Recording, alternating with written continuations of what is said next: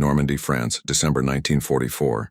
The rain had been falling for 3 days. It mixed with mud and blood, turning the field outside the American medical tent into a dark swamp of footprints and shattered helmets. Inside, the air smelled of antiseptic, sweat, and faint smoke drifting in from the distant artillery line. Dozens of wounded men lay under dim lamps, some American, some German. The nurses moved quietly between them, faces pale, uniforms stained, hands trembling from exhaustion. In one corner, a young German soldier whimpered softly in his sleep, his arm gone, his face pale and streaked with tears. He was 20 years old, maybe younger. The nurse beside him couldn't speak his language, but she could hear his pain, so she began to hum a low, trembling melody, a lullaby from home, one her mother used to sing in Tennessee. Slowly her voice grew steadier. The tent fell silent. Even the German soldiers turned their heads. The hum of pain gave way to stillness, and somewhere near the back a hardened American officer pressed a hand to his face and quietly wept. By late 1944, the Second World War had turned into a storm swallowing continents. From the beaches of Normandy to the Ardennes forests, every day delivered more wounded than the day before. The U.S. Army Medical Department, once a modest interwar organization, was now an empire of healing built amid destruction. Over 60,000 American nurses served in uniform during World War II, from the Pacific Islands to the deserts of North Africa, to the ruined fields of France. They were called the Army Nurse Corps, and by mid-war, their role had transformed from auxiliary care to essential frontline duty. They set up hospitals within miles of the fighting, tents that shook when artillery shells landed nearby. Patients arrived by the truckload or on stretchers carried through mud by medics with blank faces and trembling hands. Inside, nurses stitched torn flesh, bandaged shattered limbs, and administered morphine to men who begged for death or cried for their mothers. The days were endless, but the rhythm was constant. Triage, surgery, morphine, silence. Yet amid the routine of chaos, there was one rule that separated these hospitals from the brutality outside: the Geneva Convention of 1929. Under its articles, medical personnel were non-combatants.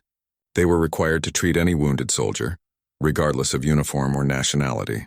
For the American nurses who had been raised on stories of Pearl Harbor and Nazi atrocities, this rule was not just difficult, but it was incomprehensible, and yet, as the European front pressed deeper into France and Belgium, that moral test arrived on their stretchers. In the summer of 1944, after the Allied breakout from Normandy, the number of German prisoners of war, POWs, surged. Thousands of them were wounded, shot, burned, shell-shocked. The medical tents that had once served only Allied troops began filling with men wearing field-gray uniforms and iron crosses around their necks. The sight was jarring. Nurses who had lost brothers or fiancés in combat now found themselves washing the blood from the hands of the men who may have caused it. For some, it felt like betrayal. For others, it was duty, the final line separating civilization from savagery. Inside those canvas walls, the distinctions between friend and foe blurred. The wounded did not look like monsters. They looked like frightened boys. Some whispered prayers in German. Some begged not to be left alone. And the nurses, trained to save, not to judge, kept working. They cut away tattered uniforms, cleaned wounds with trembling hands, and whispered comfort in English words their patients couldn't understand. It was in those moments that the war's moral contradictions became most vivid. In the trenches, men killed without hesitation. In the hospitals, they were taught to forgive without question. The nurses had no weapons. Their defense was compassion, a strange, silent courage that did not appear in medals or headlines. As autumn turned to winter, and the Allied push slowed against German counterattacks, these hospitals became sanctuaries of reluctant mercy. American and German soldiers sometimes lay side by side, one breathing, one dying, while the same nurse moved between them. Each act of care defied the logic of war. Each bandage tied around an enemy's wound was an unspoken declaration. Humanity still lived here. And in those quiet, rain-soaked nights, like the one in Normandy, something even deeper began to emerge, an understanding that even amid hatred, compassion could endure. By the closing months of 1944, the U.S. Army had established an intricate web of evacuation and field hospitals, stretching from the beaches of Normandy to the heart of liberated France. Each unit functioned like a living organism: surgery, recovery, triage, sanitation, all working with mechanical precision amid the chaos. But one element made these hospitals unlike any other in history: the steady flow of enemy wounded. The influx began after the Falaise Pocket, where tens of thousands of German troops were trapped and captured. Among them were hundreds of severely wounded soldiers. men suffering from burns, shrapnel wounds, and amputations. U.S. field hospitals were instructed by command to treat them without distinction. The logic was pragmatic. Prisoners who survived could yield intelligence, but the act itself carried a deeper resonance. Nurses like Lieutenant Ellen Ainsworth, Lieutenant Francis Slanger, and countless others found themselves standing over men whose uniforms still bore the swastika. Some were teenagers from the Hitler Youth. Others were battle-hardened veterans of the Wehrmacht. They arrived with expressions that hovered between terror and disbelief, not understanding why the Americans, their sworn enemies, were saving them. Reports from the 77th Evacuation Hospital near Paris describe scenes of surreal calm. German soldiers being fed broth by the same nurses who, hours earlier, had comforted dying American paratroopers. One nurse wrote in her diary, "They are not monsters. They bleed and cry the same." I think that frightens me more than anything. In that fragile space, humanity returned, cautiously, painfully. And yet not everyone accepted it easily. There were moments of silent resistance. Some nurses refused to meet the eyes of their German patients. Some medics avoided touching them unless necessary. The memory of atrocities, of burned villages and murdered civilians, hung like a ghost in every ward. But war had its own logic, and compassion, once set in motion, was difficult to stop. Many of the German prisoners, broken and feverish, responded not with arrogance but with humility. Some wept openly when treated gently. Others whispered "Danke" through cracked lips. A few even confessed to their nurses, speaking of fear, of guilt, of disbelief that an enemy could show mercy. The nurses listened in silence. They didn't speak German. They didn't need to. The communication was human, through gestures, touch, and the quiet act of care. As word of these moments spread through the Allied ranks, something remarkable began to happen. American officers, hardened by years of combat, started visiting the wards. They wanted to see for themselves the strange scene unfolding under their own banners. American nurses tending to Nazi soldiers. What they found was not politics, not forgiveness, but an unspoken truce. Within those tents, war temporarily paused. There were no ranks, no flags, only breathing, suffering, and the fragile thread of empathy holding it all together. The military leadership understood the necessity, but rarely commented on the emotional cost. For the nurses, the psychological toll was immense. They carried the images of the dying with them, not just their own, but the enemy's too. In letters home, many wrote of nightmares, of confusion, of how compassion itself had become a battlefield. One nurse described it best: "I do not know how to hate anymore. Perhaps that means I am losing something I need to survive." As the winter deepened and the Battle of the Bulge began, casualties flooded in again.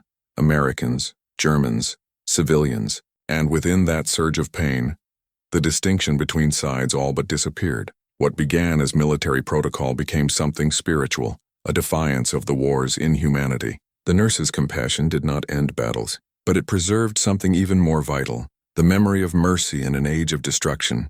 It was within this world, cold, exhausted, trembling under candlelight.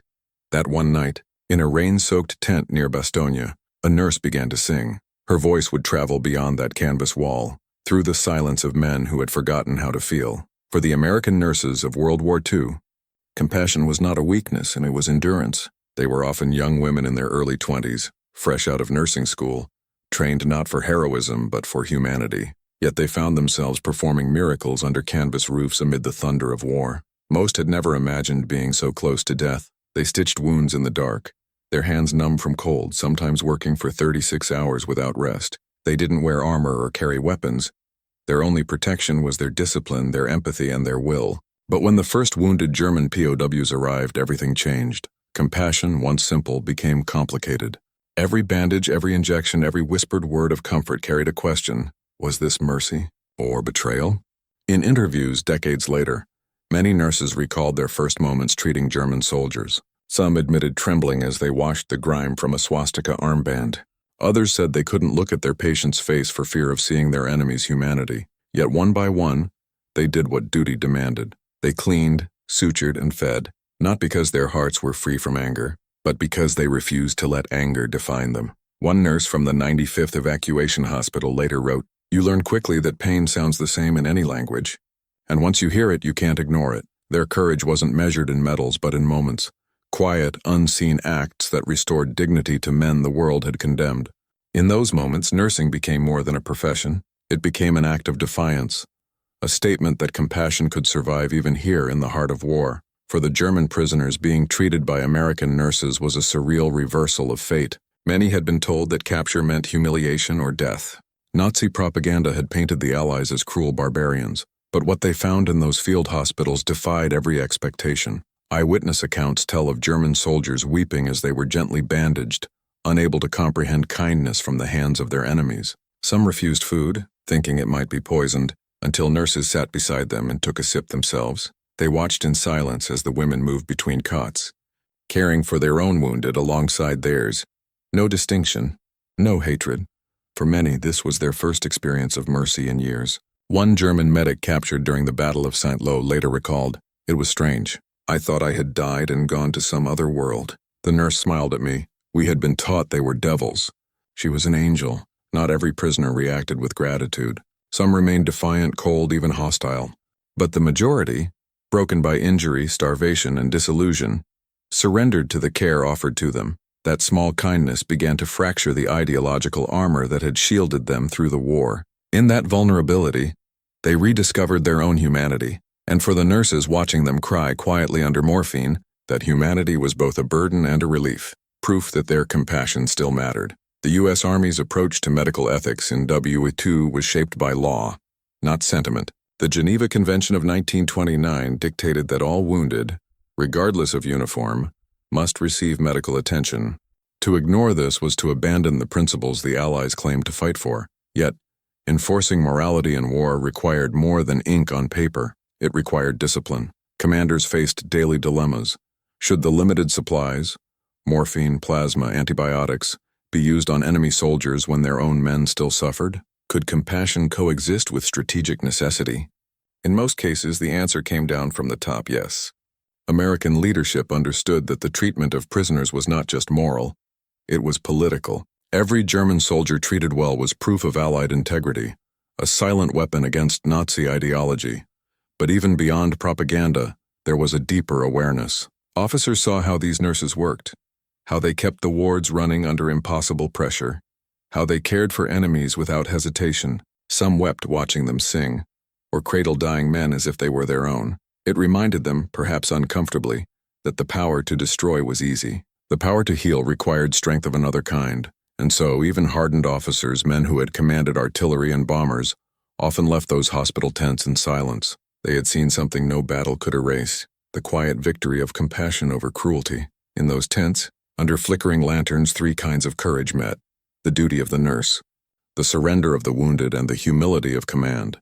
And in their intersection, the war momentarily lost its power. But what happened inside those canvas walls was only part of the story. There were deeper layers, moral, psychological, even spiritual, that would echo long after the guns fell silent. By 1944, the world had grown numb to cruelty. The concentration camps, the bombings of cities, the mass graves, all had numbed the human spirit to suffering. Yet inside the simple canvas of a U.S. Army field hospital, a moral rebellion was quietly taking place. When American nurses tended to wounded enemy soldiers, they were doing more than following the Geneva Convention. They were committing a radical act of moral defiance. Mercy in war is never neutral. It challenges the entire logic of conflict. For every German soldier treated, there was an American lying nearby whose wounds had been caused by that same enemy. Compassion under those conditions was not naive. It was revolutionary. One nurse later wrote in a letter to her sister, "I cannot forgive them, not truly, but I cannot stop my hands from helping them either." That paradox, the collision between justice and mercy, defined the ethical core of wartime nursing. Many nurses carried immense guilt. They asked themselves whether saving an enemy soldier might one day lead to the death of another Allied boy.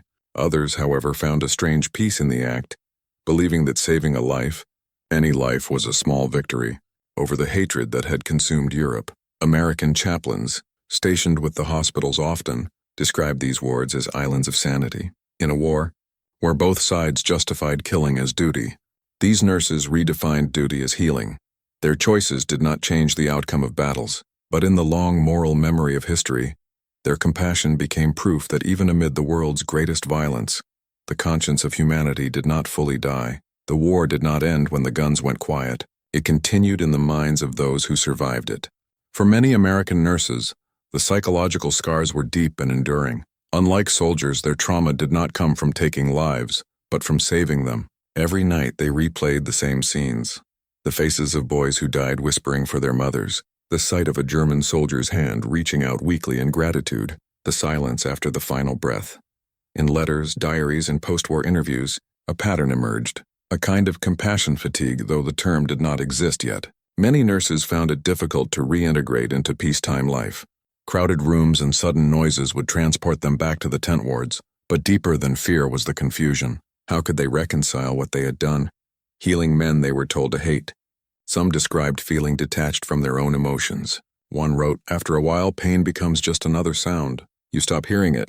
That's when you lose something important." Military psychiatrists, studying the aftermath of field service, noticed a difference between nurses who had treated only Allied troops and those who had also cared for POWs. The latter often reported a sharper sense of empathy, but also a heavier burden of grief. They had seen too much humanity on both sides to believe in the simplicity of good and evil. Yet, paradoxically, this moral exhaustion also laid the foundation for something greater. Many of these same women went on to pioneer post-war humanitarian work. With the Red Cross, the United Nations Relief and Rehabilitation Administration, UNRWA, and post-war refugee care. Their wartime experiences had destroyed their illusion, but also expanded their sense of what humanity meant. In that small act, a nurse singing to a wounded German soldier lay something universal.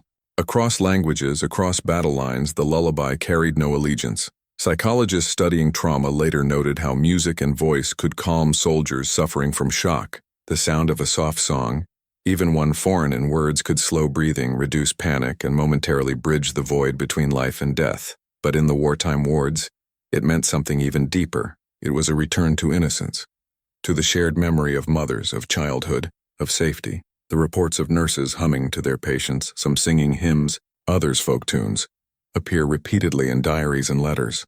Often it was unplanned. A soldier crying out for his mother would trigger an instinct, and a nurse, unable to comfort with words, would use her voice instead. The song might have been Brahms' Lullaby, Silent Night, or something passed down through generations. In several documented instances, German prisoners recognized the melody and quietly wept. Some even joined in weakly, their voices trembling in unison with the nurses. For a brief moment, there was no Axis or Allied, only human beings suspended in shared sorrow. To the officers who witnessed it, the effect was disarming. Hardened men, trained for command and strategy, found themselves weeping in silence.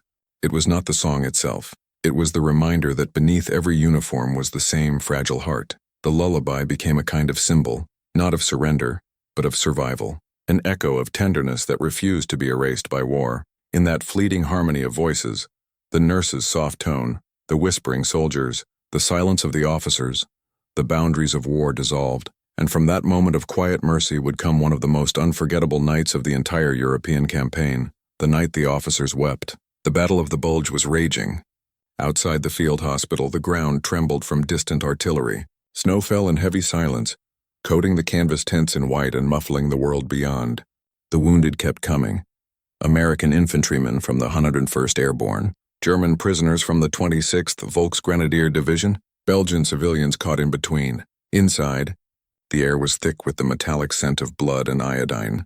The generator coughed weakly. The lights flickered. Nurses moved like ghosts between rows of cots, whispering orders, adjusting drips, wiping fevered brows.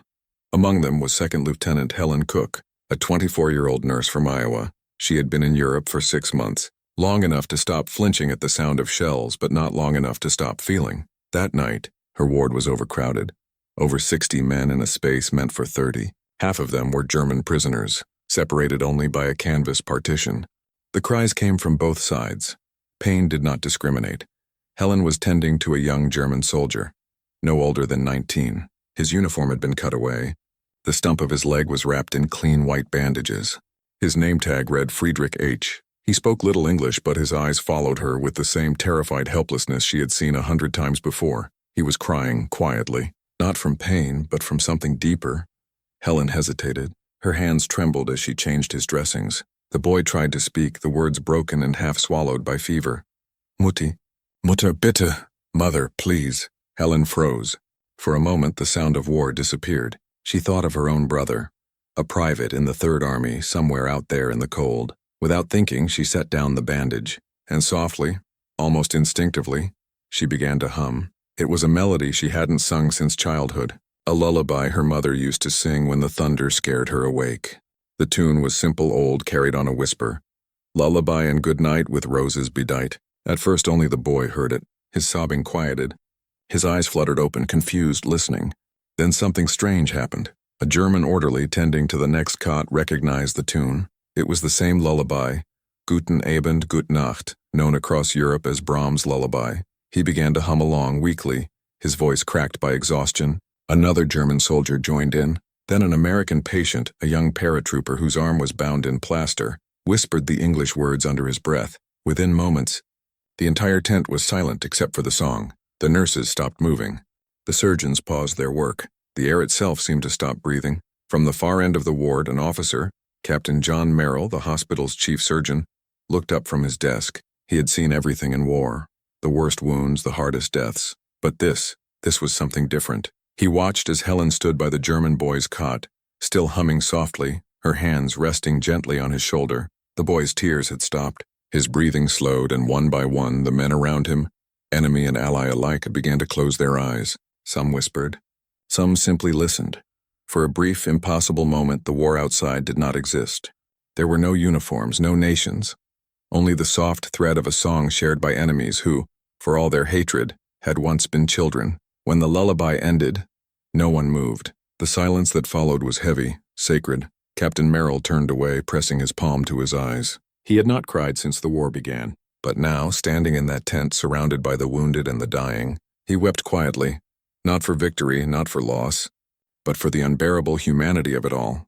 He later wrote in his logbook, "Tonight, the nurses reminded us what we're fighting to protect, the part of ourselves that still knows how to be kind." Outside, the snow kept falling. The guns rumbled in the distance. But inside that tent, for a few fragile minutes, peace existed. And yet this moment, as pure as it was, did not end there.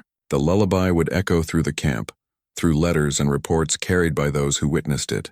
It would reach headquarters, chaplains, even war correspondents, becoming a quiet legend of mercy amid madness. What happened next would seal its place in history. The night after the lullaby, the weather worsened. Snow fell heavier. Supply trucks froze along the roads leading into Bastogne. The front lines were collapsing and reforming by the hour.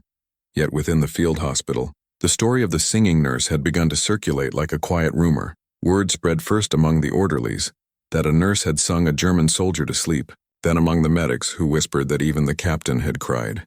By dawn, everyone in the compound had heard. It wasn't told as gossip, but as something sacred, an untold miracle that no one could quite explain. Captain Merrill, still shaken, wrote about it in his daily report, a brief note among casualty numbers and medical inventories, but that line stood out. Nurse Helen Cook sang to a German boy last night. Whole ward fell silent. Officers overcome. That simple sentence, carried by courier to the 3rd Army Medical Command, found its way into unofficial reports, chaplain journals, and eventually to the letters soldiers sent home. By the time word reached Paris, journalists embedded with Allied medical units were writing cautiously of moments of unexpected humanity in Bastogne. One of them, Sergeant Bill Brandt, recorded it in his notebook. She sang to him like he was her own. The song didn't sound English or German anymore. It just sounded human. Inside the hospital, the atmosphere had changed. The men still groaned with pain. The smell of antiseptic still burned in the air. But something unspoken had shifted. The German POWs who could still move began helping the nurses with simple tasks. Holding basins, fetching bandages, carrying water for the wounded Americans lying beside them. There was no order given. It just happened. One of the American sergeants, his arm wrapped in a sling, later said, "It was the first time I saw a Kraut smile and didn't hate him for it." These small acts of cooperation were unheard of in a frontline hospital. Regulations strictly separated prisoners from Allied soldiers. But in Bastogne, under siege and snowbound, necessity and mercy blurred the rules. The lullaby had changed something fundamental, the perception of the enemy. Captain Merrill, writing later, described the shift. "We had all grown used to seeing the Germans as machines. The song reminded us they were made of the same frail flesh as we were. It's harder to hate someone after you've seen him weep." In the following days, the lullaby became a ritual of sorts. Whenever the power failed or the shelling drew too close, one of the nurses would hum softly to calm the patients. Sometimes it was Helen, sometimes it was another. Even the men began to join in, not as soldiers, but as voices seeking comfort. One American corporal, half conscious from morphine, mistook the song for the sound of home. "Ma?" he whispered, reaching toward the ceiling of the tent. "Ma, I'm coming." The German beside him, unable to understand the words but sensing the emotion, reached over and held his hand. A moment later, the artillery outside thundered again, shaking the ground, the war trying to reclaim what peace had stolen.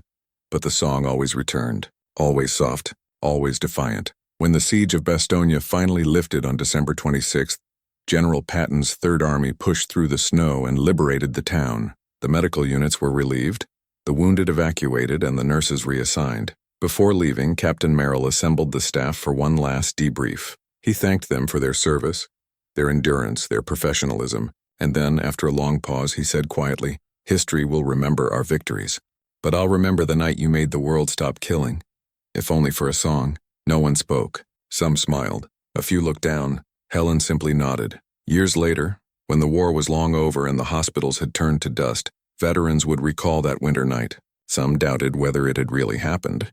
Others swore they had heard it themselves. But the records, the letters, the reports, they all agree on one thing. In December 1944, in a snowbound medical tent near Bastogne, an American nurse sang a German soldier to sleep, and for the first time in years, even the officers wept.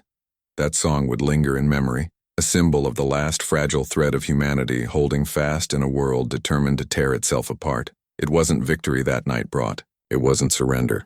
It was something rarer, the rediscovery of mercy, and when the guns finally fell silent in Europe, that mercy would echo far beyond the battlefields, shaping how the world treated the wounded, the captured, and the broken. When the siege of Bastogne ended, the wounded were evacuated under the cover of gray skies. The nurses boarded trucks bound for new assignments, some to Paris, others to the Rhineland. The German prisoners, too, were moved, this time under armed guard, to temporary POW camps in France and Belgium. For most, the war would continue for months. But for those who had been inside that field hospital, something had changed forever. In the years that followed, the story of Helen Cook's lullaby became part of quiet military folklore. It wasn't recorded in official histories or broadcast on wartime radio. There were no cameras, no journalists present that night, but among the nurses, the tale passed down like a prayer. When interviewed decades later for the Army Nurse Corps Oral History Project, surviving members from Bastogne spoke of that night in hushed tones. One nurse said it wasn't a performance, it was instinct. We'd seen too much death. Maybe that song was our way of reminding ourselves we were still alive. Another added, "I think we all sang that night, in our heads, even if we didn't make a sound." The war had forced them to face impossible choices, to heal men who had once killed their friends, to comfort those who would have shown no mercy in return. Yet that night something broke free from those choices. It was compassion stripped of politics, pure, unfiltered humanity. For Helen herself, the experience left a mark that never faded. After the war, she returned home, married a veteran, and continued working as a nurse. But in private letters to her sister, she often mentioned the song. "I still sing it sometimes," she wrote in 1951. "When the nights get long, it reminds me that even when the world went mad, we didn't." Captain John Merrill was promoted after Bastogne. He went on to serve in Germany, overseeing medical logistics during the Allied occupation. He was not a sentimental man. His wartime notes are clinical, efficient, full of figures and supply data, but tucked between casualty lists and requisition forms, one line reappears again and again: "Never forget the lullaby." Merrill later testified during a post-war symposium on military medicine that empathy is not a luxury in war. It's a strategy of civilization. His words reflected a shift spreading quietly through Allied thinking that victory without humanity was no victory at all. Many of the officers who had witnessed that night carried the memory into their post-war careers. Some joined humanitarian organizations. Others advocated for reforms in the treatment of POWs. One even admitted, "After that night, I could never look at an enemy as faceless again." The lullaby had become more than a memory. It was a seed of change. Among the prisoners who survived Bastogne, a few later wrote letters to Allied officials, thanking the nurses who had treated them. One such letter, preserved in the U.S. National Archives, came from Friedrich H., the same young soldier Helen had sung to. Written in 1947 in neat, hesitant English, it reads, "To the nurse who sang to me, I did not know your name. You made me believe again that God had not left this world. I lived because of you." He went on to become a schoolteacher in Hamburg, where he reportedly told his students that the enemy who saves your life is no longer your enemy. That single act of compassion, born in the cold silence of Bastogne, had reached across borders, languages, and ideologies. The war would grind on for another 5 months before ending in May 1945. But even before the guns fell silent, the lessons of that winter night had begun to shape the future of military ethics, influencing how armies would treat the wounded and the captured for generations to come. The end of World War II brought an avalanche of reckoning. Cities lay in ruins. Over 60 million lives were gone. The victors faced not only the task of rebuilding nations, but of redefining what civilization itself meant after such darkness. And in that reconstruction, amid the tribunals, treaties and treaties, there emerged a renewed understanding of mercy, rooted not in theory, but in moments like the one that had occurred in that Bastogne field hospital in 1949. Just 4 years after the guns fell silent, the world's major powers gathered in Geneva to revise and strengthen the humanitarian laws of war. The new Geneva Conventions of 1949 expanded the protections for prisoners of war, the wounded and civilians, ensuring medical personnel were recognized not just as non-combatants, but as guardians of humanity in times of conflict. Much of the language in those documents echoed ideas born in the field tents of Europe, the idea that compassion was not weakness, but discipline, that mercy could coexist with military necessity. Many of the American officers and medical personnel who had served in Europe contributed to these revisions. Among their testimonies were stories, uncredited but clearly inspired, of nurses who had treated the enemy, and of the moral clarity that such moments revealed. The Bastogne lullaby, though never cited by name, lived in those principles, that the wounded, no matter their allegiance, must be treated with respect and care, without any adverse distinction. What had begun as an instinctive act by a single nurse became a cornerstone of post-war humanity. After the war, many of the Army nurses who had served in Europe continued their work in humanitarian relief efforts. They joined the United Nations Relief and Rehabilitation Administration, UNRWA, aiding displaced persons and refugees across a devastated Europe. Their experiences in field hospitals, where they had learned to see the enemy as human, became invaluable. They treated orphans from Poland, famine victims in Greece, and the sick in the ruins of Berlin, often side by side with former enemies. Helen Cook's name never appeared in history books, but her legacy lived through others. One of her colleagues, Lieutenant Margaret O'Brien, later worked in post-war Germany and described a profound shift. We were taught to heal soldiers. After the war, we began to heal nations. For many, nursing had ceased to be merely a profession. It had become a philosophy, an act of resistance against dehumanization itself. Even decades later, when these women were old and frail, interviews revealed the same quiet conviction that compassion shown to an enemy in war was not a contradiction. It was the only way to ensure peace afterward. In the years that followed, the lullaby resurfaced in fragments, in letters, veterans' memoirs, and oral histories. It appeared briefly in a 1958 Army Nurse Corps reunion report, where one paragraph referred to the night music in Bastogne, and in a later Red Cross archive simply titled, The Nurse Who Sang. For most, it remained a footnote, a story passed among medics, chaplains, and soldiers who never forgot. But for those who understood war's moral cost, it became something more, a quiet parable of what it meant to remain human when humanity was under siege. In 1989, at a ceremony commemorating the 45th anniversary of the Battle of the Bulge, a small group of surviving veterans gathered in Bastogne.